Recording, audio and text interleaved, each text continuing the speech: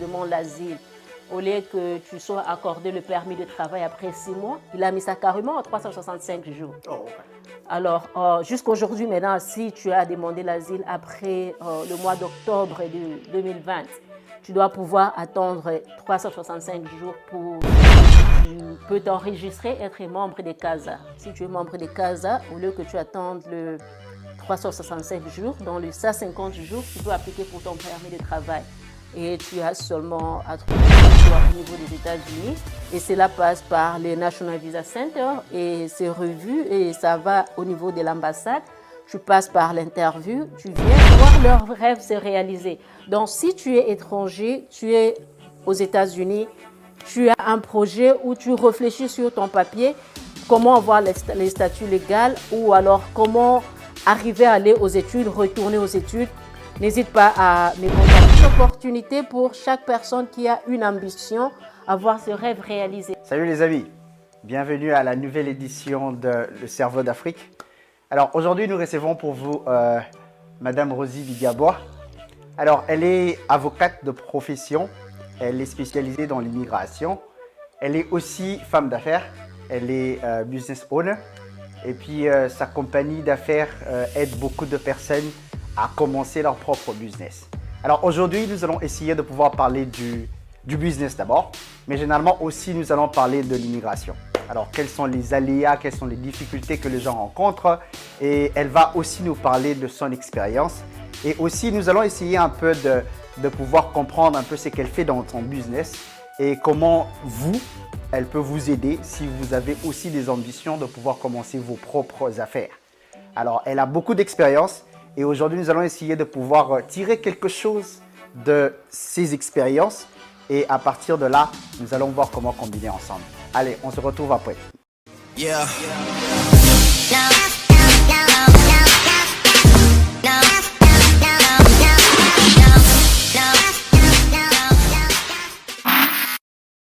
Bonsoir Madame Rosie. Bonsoir. Merci d'avoir accepté notre invitation. Nous voulons aujourd'hui partager votre expérience en matière d'immigration et aussi par rapport à votre nouveau business que vous avez commencé. Parce que nous avons beaucoup de gens qui veulent aussi commencer leur propre business et ils ne savent pas comment s'y prendre. Alors, d'entrée de jeu, c'est que est-ce qu'il y a moyen de savoir qui vous êtes exactement? Est-ce que vous pouvez vous présenter à nos invités? Oh, bien sûr, moi c'est Rosie Bigabois. Je suis mariée, je suis femme d'un pasteur, je suis maman, une mère de 5 enfants. Et présentement, je vis en Virginie. C'est depuis 20 ans que je suis en Virginie. Et des professions, je suis avocate et en même temps, j'ai mon propre business. Exactement, merci beaucoup. On va déjà commencer avec une question un peu plus prolifique. Aujourd'hui, en 2021, avec la Covid et tout ce qui vient avec, est-ce que c'est le bon moment pour immigrer aux États-Unis, selon votre expérience? Oui, ce que je peux dire, l'immigration aux États-Unis, c'est un pays d'opportunité. Mais cependant, le Covid a changé un peu beaucoup de choses. Pendant, je peux dire, presque 2 ans maintenant, c'était carrément difficile que les gens puissent immigrer, que les gens viennent vivre aux États-Unis. Et il y a aussi ceux qui veulent venir juste en visite aussi. Le visa était un peu, on avait les ambassades enfermées quoi. Mais il n'y a pas longtemps qu'ils ont repris. Donc pour venir aux États-Unis, il faut que tu respectes préalablement les conditions, que tu ailles à l'ambassade si tu arrives à être sur la terre américaine. Et là, tu commences par là pour procéder à l'immigration, à ta demande d'un statut qui pourra te permettre de rester aux États-Unis. Alors, une question un peu plus, beaucoup de gens se posent la question de savoir, on a eu Trump ici pendant 4 ans, alors il nous a dérangé ici avec l'immigration, annulé des choses et comme ça. Et notre espoir c'était d'avoir un démocrate, M. Biden, à la tête du pays.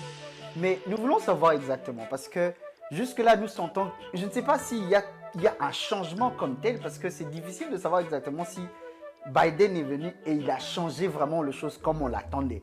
Ou bien c'est toujours, parce que nous avons compris, il y a toujours des gens qui se plaignent, voilà, il y a du retard ici, il y a du retard là-bas, alors qu'on pensait que Biden allait résoudre quelques problèmes et tout. Alors, ma question c'est de savoir, est-ce que avant Trump égale à après Trump, ou bien avant Trump n'est pas égal à après Trump? Merci pour la question. Je peux un peu aller en arrière. L'immigration, c'est un domaine vraiment, vraiment vaste. L'immigration a plusieurs, je peux dire, plusieurs fenêtres. Quand tu émigres, tu viens aux États-Unis, ça dépend comment tu veux rester et quel est le statut que tu veux avoir en restant ici. C'est vrai, ça fait presque 5 ou 7 ans que les choses marchent un peu à la lenteur et ça dépend de quel domaine précisément. Parce qu'il y a ceux qui peuvent vivre aux États-Unis, tu commences par, tu es marié à quelqu'un, là tu fais pour avoir la green card, la carte verte, ou carrément tu viens de ton pays d'origine, tu trouves que tu as été lésé et tu as peur de retourner et là tu vas procéder à ce qu'on appelle l'asile. Alors ça dépend, l'asile c'est un domaine aussi vaste et quelle est la raison que tu vas avancer pour demander l'asile. Si tu veux faire l'asile politique, il y a plusieurs paramètres qui jouent. Alors avec Trump, quand il est venu, il n'était pas, comme tu sais, il n'était pas trop pour les immigrants quoi. Il n'était pas trop pour les immigrants, ce qui fait qu'il y a un domaine qui a un peu trop ralenti, c'était par rapport à ceux-là qui veulent demander l'asile. Alors on a eu ce qu'on appelle les backlogs quoi. Alors, les backlogs, ça veut dire que ceux qui sont en train de demander l'asile, ils se voient dans le backlog, dans un retard et pour le moment, je peux dire que c'est de 7 ans. Wow. Alors Trump, je crois que c'était en 2017, la fin de 2017, alors, il a essayé un peu de mettre fin à ça. C'était pas avec une bonne intention, c'était dans le sens que ceux qui vont demander l'asile, on va directement les appeler. Et quand on les appelle, si tu n'arrives pas à convaincre l'officier de l'immigration, directement on t'envoie chez le juge et la procédure de la déportation n'a le plus traîné. Oh, okay. Alors, c'est comme ils ont dit, last in, first out. Donc, ceux qui viennent en arrière, ceux qui viennent les derniers passent devant. Alors, je crois pendant 6 mois, ça a un peu marché, mais il a trouvé que ce n'était pas tellement la solution parce qu'il voulait arrêter le nombre de gens qui demandaient l'asile. Parce que les gens se disent, OK, nous demandons l'asile, après 6 mois, nous avons le droit de demander le permis de travail. Donc, on peut rester dans le permis de travail pendant au moins 5 ans sans qu'on nous appelle à l'interview. Alors, pour limiter, le gouvernement de Trump a estimé que beaucoup de gens trouvent maintenant l'asile comme un moyen pour trouver le permis de travail. Okay. Alors, pour limiter cela, on ne va pas donner les gens l'échéance de 6 mois. Tu demandes l'asile, directement on t'appelle à l'interview, tu n'arrives pas à convaincre l'officier de l'immigration, on t'envoie chez le juge. Alors avec ça, ils en sont rendus compte que ça n'a pas beaucoup changé puisque les gens continuent toujours à demander l'asile. Ce qui fait qu'ils sont retournés dans l'ancien système. Ça a un peu tout perturbé parce qu'aujourd'hui, tu ne sais plus quand est-ce qu'on va exactement t'appeler. Avec l'arrivée de Biden, il a un très bon agenda. Dans son agenda, il y a des gens qui attendent pendant longtemps et ces gens-là, ils ont beaucoup de potentiel. Ce sont des gens que tu peux lancer sur le marché, ils vont aider l'économie. Et il a eu toute une planification, toute une réforme qu'il veut apporter. Et comme tu sais, il n'a pas la main libre pour décider sur tout quoi. Et jusque-là, c'est encore en procédure. Ils ont vu qu'ils peuvent aller par regarder d'abord le passé, regarder ce qu'on appelle le background des gens. Si tu es là pendant 5 ans et que tu n'as pas eu une histoire criminelle, alors il y a ce qu'on appelle le PAF pour l'ajustement des statuts. Donc on va regarder comment tu as vécu aux États-Unis et pour que tu arrives à avoir la green card. Et jusque-là, nous attendons peut-être d'ici le mois de janvier que cela soit décidé. Alors si cela est décidé positivement, ça sera vraiment un ouf pour beaucoup d'immigrants qui sont là, qui attendent et qui sont un peu frustrés. Ok. Alors, ça, c'est beaucoup d'informations généralement. C'est que pour essayer de pouvoir déceler un tout petit peu et comprendre, il faut par moment être dans le système pour comprendre un peu comment ça fonctionne et tout ça. Mais la grande question qui reste à poser, c'est de savoir... alors, Biden arrive. Maintenant, on dit que l'agenda est là. Alors, il essaye de pouvoir aider. Mais on dit qu'aujourd'hui, quand vous essayez de pouvoir placer votre application, ça prend généralement du temps que ça prenait encore. Alors, on n'arrive pas à savoir c'est où exactement que l'on sent le changement de Trump à Biden. C'est vraiment d'une manière précise. Dans quel domaine exactement pouvons-nous sentir que, bon, voilà, nous avons quand même un président qui s'occupe exactement de l'immigration? Voilà, ça c'est une très bonne question. Honnêtement parlant, je peux dire que le changement ne se sent pas encore comme tel. Je sais qu'avec Covid, il y avait un peu plus de lenteur. Les gens commencent à travailler à la maison et l'effectif de travailleurs a été réduit. Si tu vas par exemple au bureau d'asile, c'était par exemple 25% seulement des officiers qui étaient là. Et au niveau de CIS, tu envoies l'application, beaucoup de gens travaillaient à la maison, travaillaient du part-time, ne travaillaient pas à temps plein. Et tout cela, ça a accumulé. Et comme tu le sais, Biden, ce n'est pas lui seul qui a la décision. Le système des États-Unis, c'est le check and balance. Il y a 3 pouvoirs. Il y a le pouvoir législatif, le pouvoir exécutif et le pouvoir judiciaire. Alors, Biden est dans l'exécutif. Ce qu'il dit, ça doit passer par le judiciaire aussi, parce que tout ce qui est immigration, c'est le pouvoir, le juge qui contrôle. C'est comme, je ne sais pas si tu as été informé à l'époque de Trump, juste avant qu'il ne sorte, et pour lui, il voulait mettre pratiquement fin à l'immigration. Pas à l'immigration, mais à l'asile. Pour lui, à partir du mois de janvier en 2020, il disait qu'il va mettre fin à l'asile. Donc, il n'y aura plus question de demander l'asile. Les juges ont frappé de ça de l'opposition, ce qui fait que ça n'a pas marché. Il y a beaucoup de choses qu'il voulait changer, comme par exemple que quand tu demandes l'asile, au lieu que tu sois accordé le permis de travail après 6 mois, il a mis ça carrément à 365 jours. Oh, okay. Alors, jusqu'aujourd'hui, maintenant, si tu as demandé l'asile après le mois d'octobre de 2020, tu dois pouvoir attendre 365 jours pour... Ça veut dire une année presque. Voilà, une année pour demander ton permis de travail. Oh. Alors, à moins que tu sois membre de CASA, c'est comme un organisme qui prône ou qui revendique les droits des réfugiés et les droits des exilés. Et c'est ce que j'encouragerais beaucoup de gens. Quand tu viens, tu demandes l'asile, au lieu que tu attends les 365 jours, une année carrément, et tu peux t'enregistrer, être membre de CASA. Si tu es membre de CASA, au lieu que tu attendes le 365 jours, dans les 150 jours, tu peux appliquer pour ton permis de travail. Et tu as seulement à prouver que tu es membre par ta carte, ce qui est carrément gratuit, tu ne payes rien. Et aussi, Trump a cherché un peu à compliquer les choses. Il y a beaucoup d'applications qu'il a prévu de majorer le prix, presque doubler pour avoir la naturalisation, pour avoir la green card et toutes ces applications-là. Et même pour avoir le permis de travail, parce que le permis de travail pour la première fois, c'est gratuit. Tu ne payes rien parce que tu viens demander l'asile, tu as des difficultés. Mais avec Trump, il a majoré que ça devait être payant. Et beaucoup de choses qu'il avait planifié faire, c'était un peu pour coincer les immigrants. Mais avec lui sortir du pouvoir, ces choses-là ne s'appliquent pas tellement. Biden a eu un agenda qui est positif, mais seulement nous devons attendre parce que les républicains ne sont pas d'accord que cela passe. Ils trouvent que c'est une très grande ouverture que vient apporter ou il vient carrément changer beaucoup de choses. Ce qui fait que le bill est entré, mais on est en train d'attendre et nous espérons carrément que le mois de janvier, de la façon dont ça avance, c'est positif et beaucoup de gens qui se trouvent sans papier ou qui n'ont pas de statut légal, ils pourront avoir un statut légal. Une question encore, c'est de savoir exactement, je vais rendre les choses un peu plus simples, ok? Parce que ça, ce sont plus de, on va peut-être parler de CASA, on va parler de tout ça, pour essayer un peu de faire comprendre un peu les gens qui nous suivent exactement, c'est quoi CASA, c'est quoi ceci, c'est quoi cela. Mais je vais rendre un peu les questions un tout petit peu simples. Supposons que les gens qui nous suivent sont en Afrique. Ils veulent venir aux États-Unis. 2021, déjà nous approchons 2022. Alors pour cette période, si quelqu'un qui veut venir de l'Afrique aux États-Unis, alors quel est le statut que la personne doit venir demander ou chercher ici aux États-Unis pour rendre les choses plus faciles?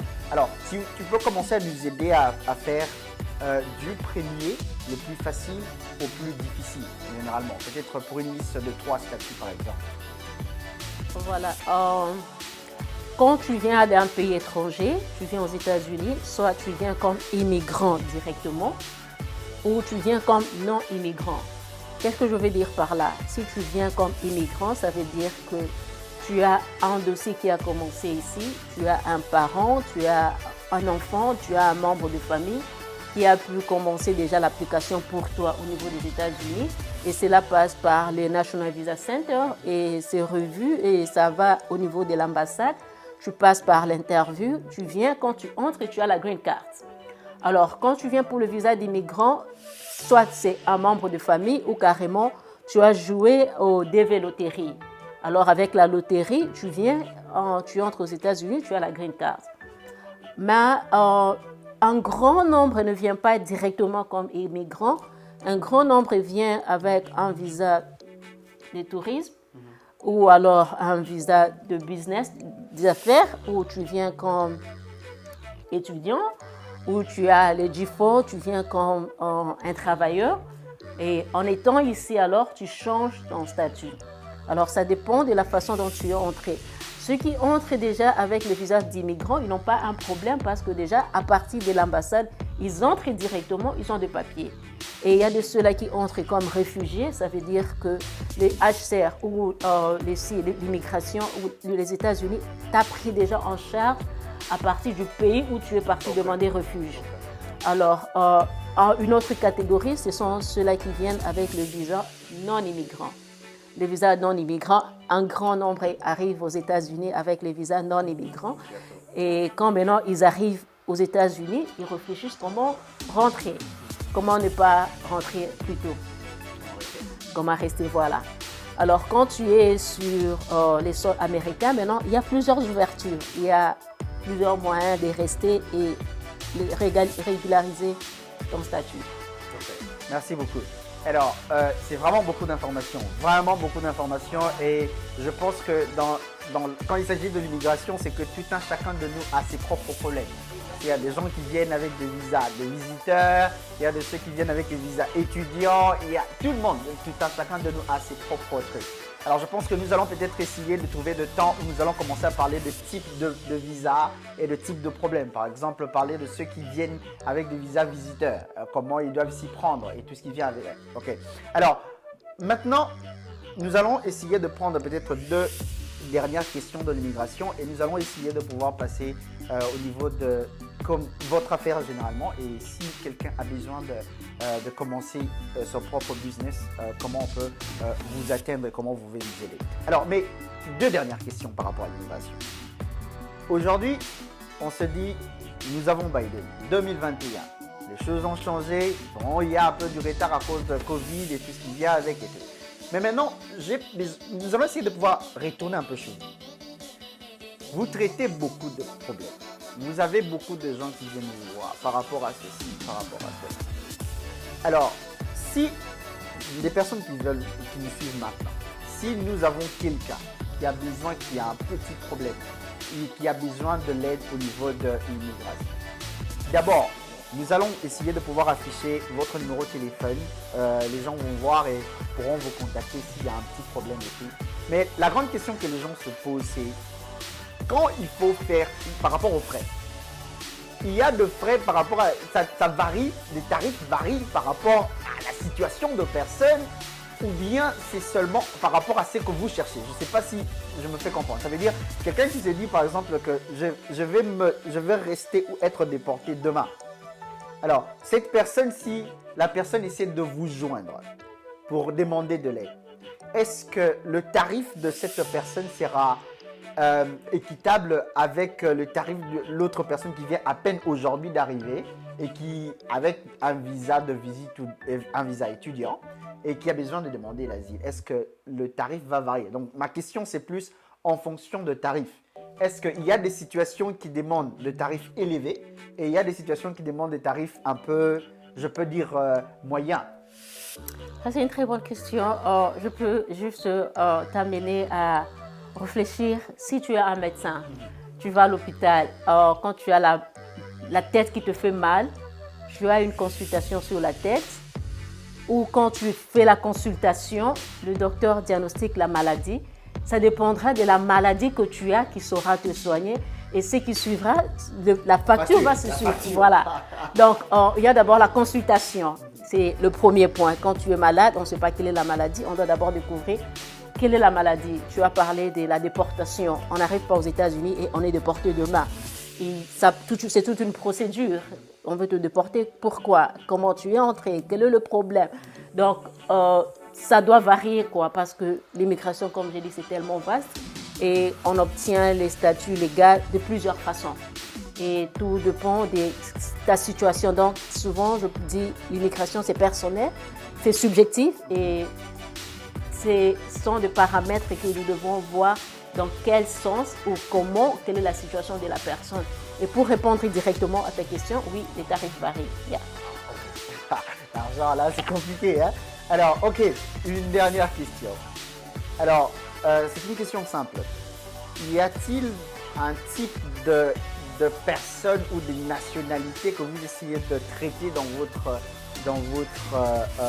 cabinet, ou bien vous traitez tout le monde? Ça veut dire que vous venez, je ne sais pas moi, du Bénin, du Cameroun, peut-être que des pays francophones seulement, pas des pays anglophones, où vous aidez tout le monde.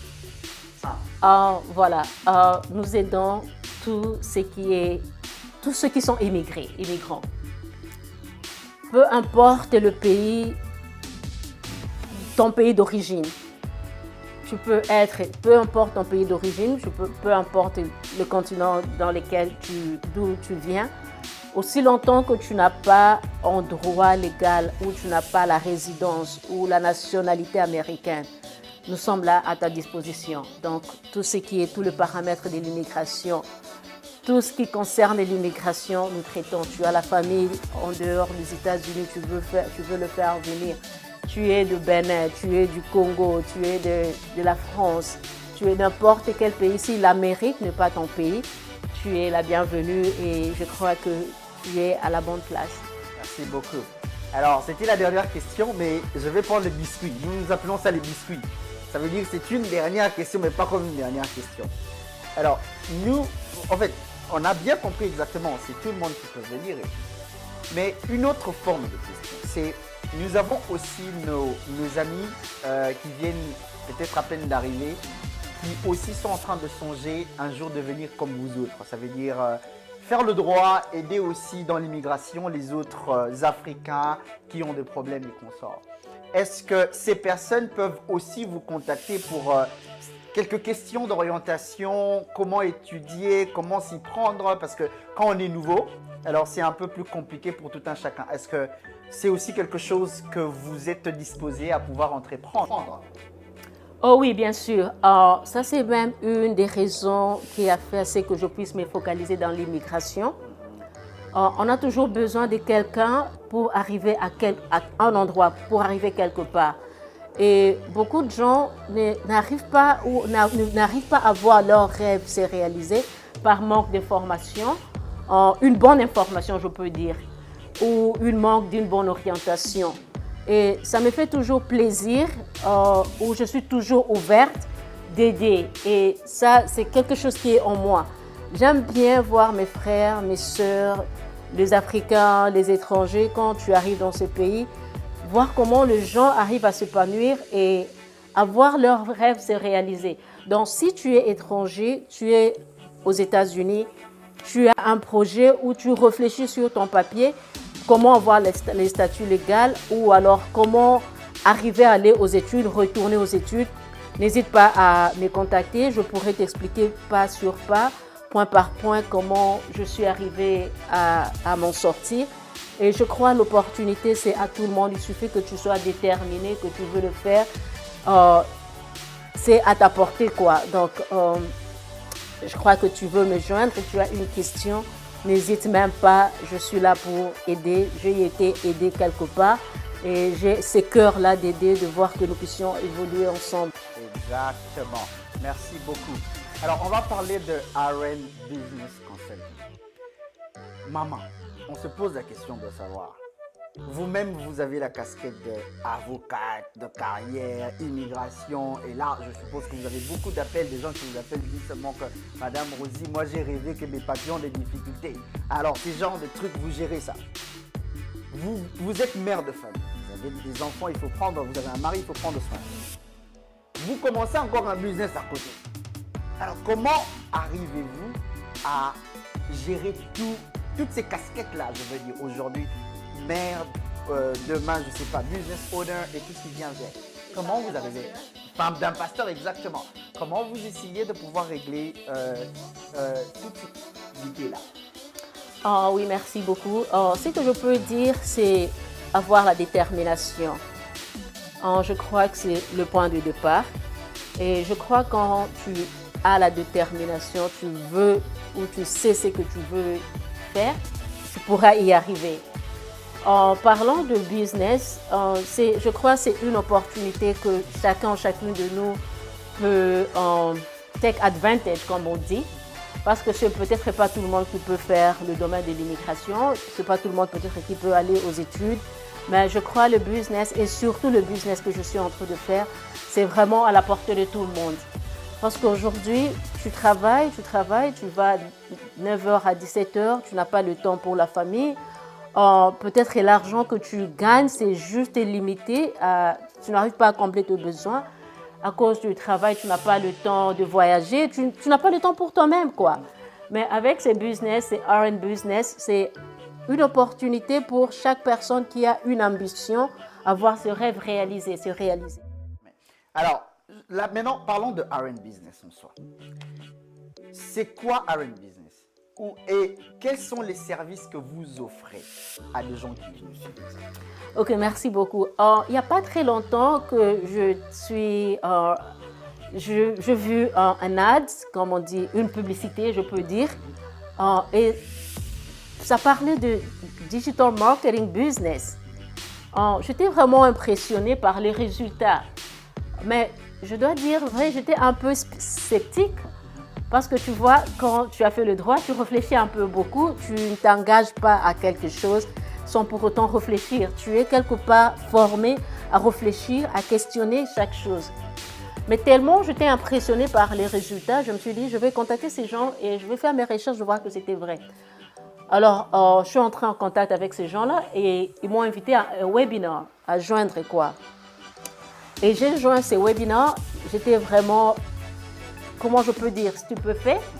I was like, wow. Tu joins la communauté des Successful Business Owners, les gens qui sont comme toi, qui sont comme moi, et qui te disent comment ils y sont arrivés. Et c'est vraiment impressionnant.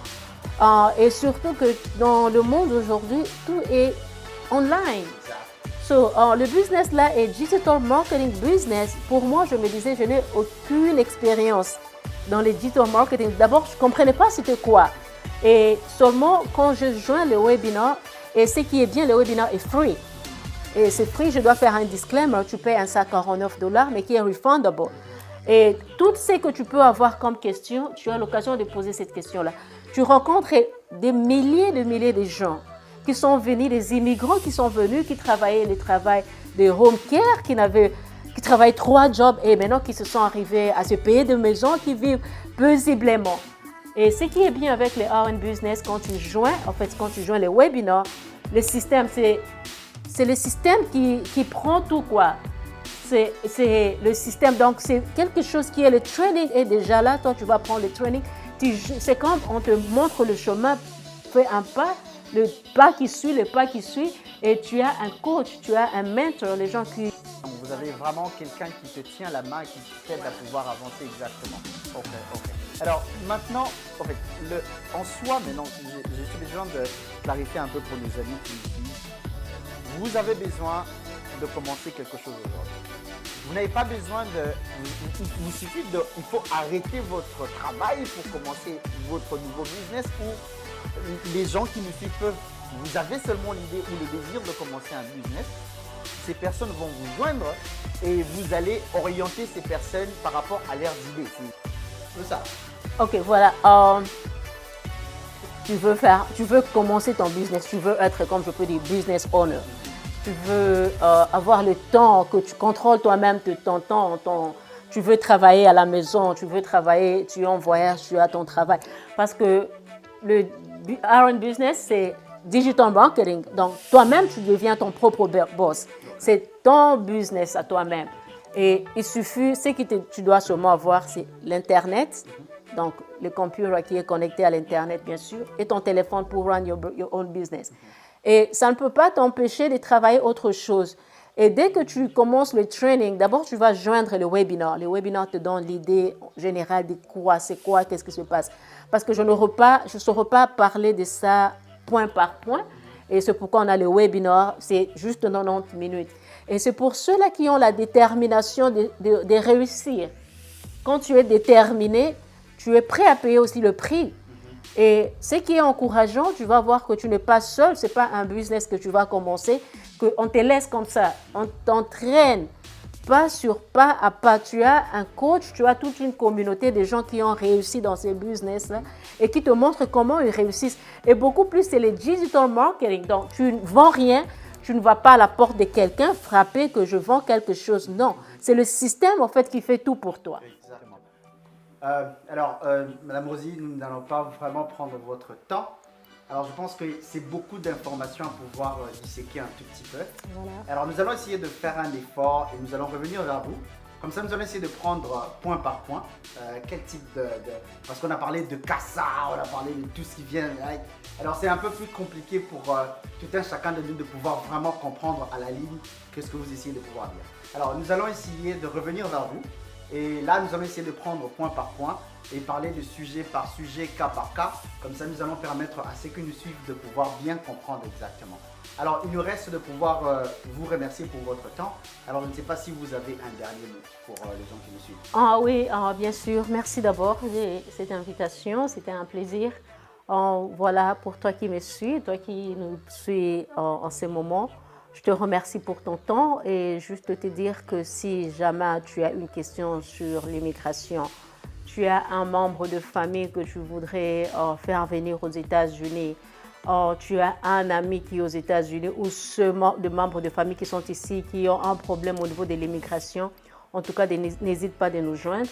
Et j'ai vraiment cette volonté-là, cet amour-là de voir que tous ceux qui viennent aux États-Unis, tous les étrangers, je sais combien c'est frustrant être dans ces pays sans pour autant avoir un statut légal et combien il y a l'ignorance dans ce domaine-là, manque d'informations, ça t'amènera peut-être à ne pas prendre une bonne décision.